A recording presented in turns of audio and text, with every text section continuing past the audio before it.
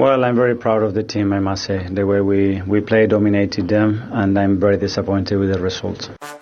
Short takes, strong opinions, straight from a lifelong Gunner. This is Up Gunners, the Nigerian Arsenal fan podcast where I, Tony Doe, cut through the noise with bold and honest commentary on our club. From Premier League highs to Champions League heartbreaks, transfer drama to player form, fan frustrations to raw banter, I say what many of us are already thinking.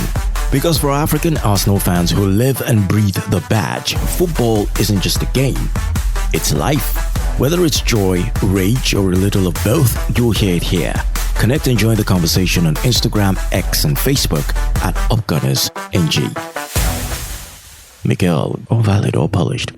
Step into the trenches of Arsenal Twitter and you'll find a very different gospel, one filled with lamentations, hot takes, and the occasional curse in lowercase. The timeline is split like Moses at the Red Sea. On one side, you have the loyalists. Support your players, nah? No bash them. We're only 5 games in, we're still building. On the other side, you have the pragmatists turned prophets of doom.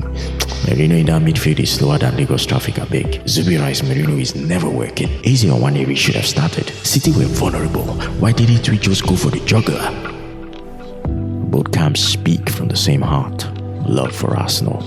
But Arsenal love is messy. Its hopes is in its scars, devotion mixed with doubt. We've been here too many times, watching City wobble while we tiptoe around them, only to regret not pressing the advantage. Arteta's choice to respect Pep too much is the wound that won't close. Pragmatism at home feels like sacrilege. The Emirates is supposed to be a fortress, a theatre where we make statements, not excuses. When fans say we could have taken them today, it's not just emotion.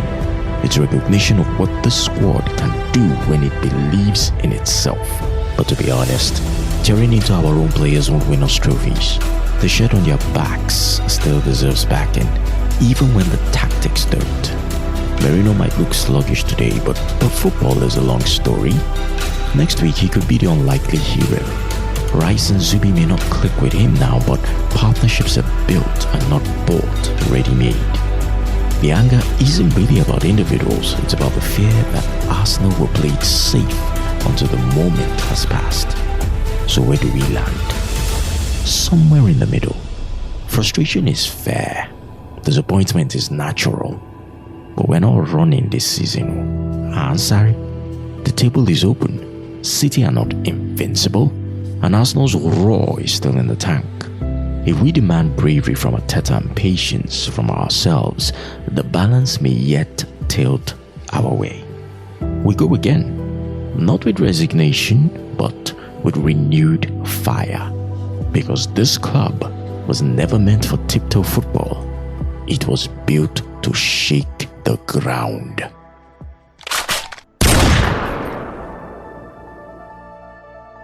Global Gooners isn't just a campaign, it's the truth of what Arsenal has become.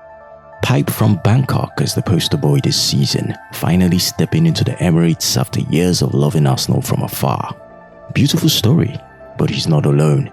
From Lagos to Los Angeles, Accra to Ahmedabad, millions live that same devotion. Some in knockoff kits, some on dodgy streams, all with the same heartbeat in red and white. The club loves to package this romance with glossy videos, hashtags, and Emirates tours, but the real Global Gooner experience is rawer. Viewing centers with flickering screens, alarms at 3 a.m., arguments in markets and WhatsApp groups. No press team can script that. That's why it matters. Arsenal isn't just London. It's Lagos, Mumbai, Kingston, Sydney.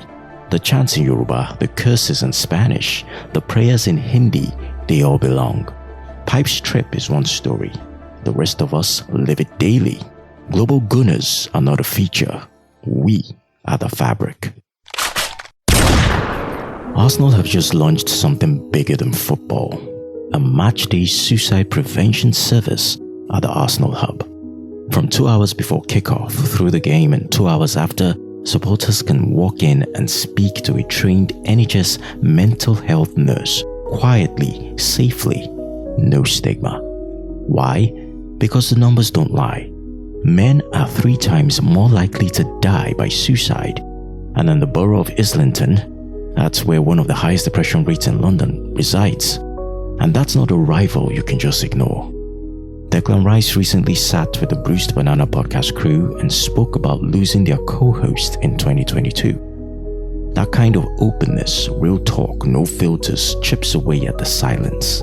It shows that in our community, you don't have to carry the weight alone. This is Arsenal saying, the badge isn't just about trophies, it's about lives. And if even one gunner finds light instead of darkness because the doors were open, then that's the biggest win of all.